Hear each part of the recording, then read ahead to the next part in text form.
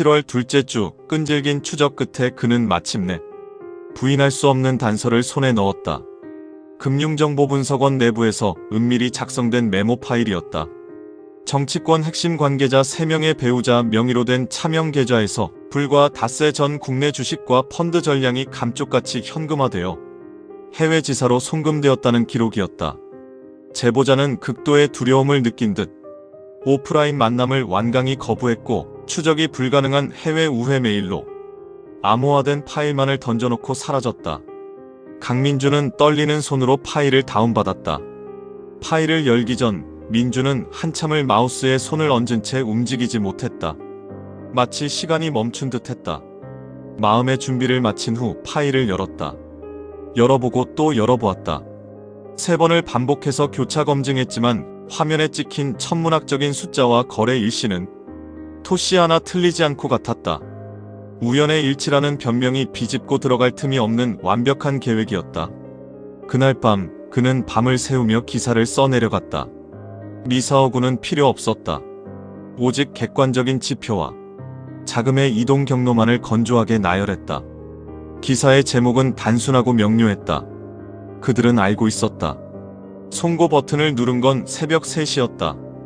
뜬 눈으로 밤을 새우다시피 하고 요란한 벨소리에 눈을 떴을 때는 오전 9시. 전화기 화면에는 편집국장의 이름이 떠 있었다. 평소라면 이 시간에 연락할 리 없는 사람이었다. 수화기 너머로 들려오는 국장의 목소리는 짙은 담배 연기만큼이나 가라앉아 있었다. 강 부장, 오후 2시에 본사로 들어오시오. 무거운 발걸음으로 들어선 국장의 데스크 위에는 강민준이 올린 기사 초안 대신 두툼한 서류 한 장이 놓여 있었다. 국내 최대 규모의 금융지주사와 언론사가 체결한 연간 광고 제휴 계약서였다. 계약서 하단에 적힌 금액은 매체 전체 연간 매출의 절반에 달하는 거액이었다. 계약 체결일은 바로 오늘이었다. 국장은 한 번도 본 적 없는 밝은 미소를 띠고 있었지만 단호한 어조로 말했다. 증거가 부족해요. 민주는 물러서지 않고 답했다. 금융정보분석원 파일과 거래소 데이터가 있습니다. 국장은 책상을 손가락으로 툭툭 치며 다시 말했다. 출처가 불명확한 불법 유출 자료 아닌가요? 이걸로 건드렸다간 우리가 위험해요. 민주는 입술을 깨물며 더 이상 아무 말도 하지 않았다. 진실의 무게보다 거액의 광고비 매출이 더 무겁게 짓누르는 공간에서 언론의 사명이나 기자의 양심을 논하는 것은 공허한 메아리에 불과하다는 것을 너무나 잘 알고 있었기 때문이다. 며칠 후 오전 10시 우려는 현실이 되었다. 북한의 미사일 발사 소식이 속보로 터졌다. 방송 매체 전부가 일제히 같은 속보를 쏟아냈고 몇 시간 뒤 터진 대형 건설사의 부도는 마치 방만한 경영 탓인 것처럼 몰아가며 앵커는 침을 튀기고 있었다.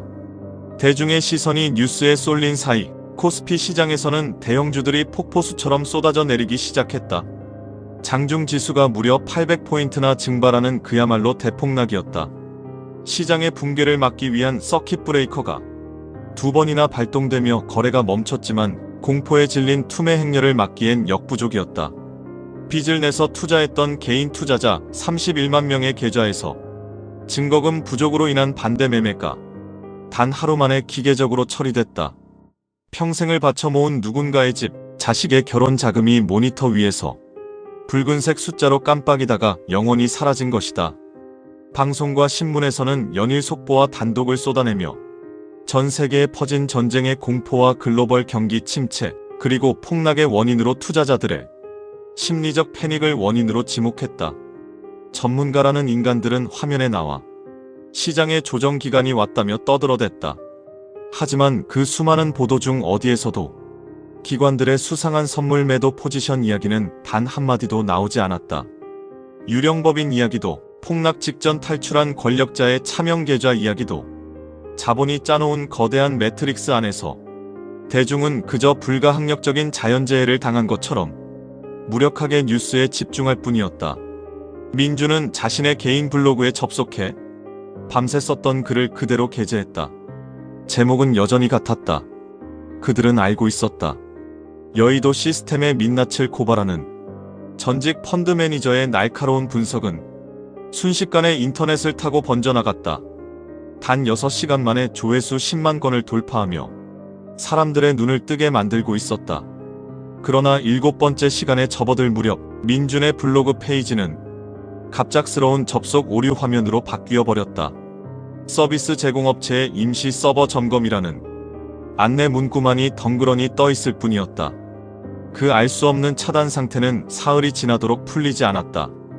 그리고 지금 민주는 이름 모를 변두리 카페의 구석자리에 앉아 새로 산 노트북을 열고 있다. 국내의 검열을 피할 수 있는 해외의 다른 주소, 다른 플랫폼을 띄워놓은 채 그의 손가락이 다시 키보드 위를 달리기 시작한다. 그들은 알고 있었다. 그것이 그가 적어내려간 글의 첫 문장이었다. 처음부터 완벽하게 그들의 이익을 위해 설계되어 있었을 뿐이다. 그것이 두 번째 문장이었다.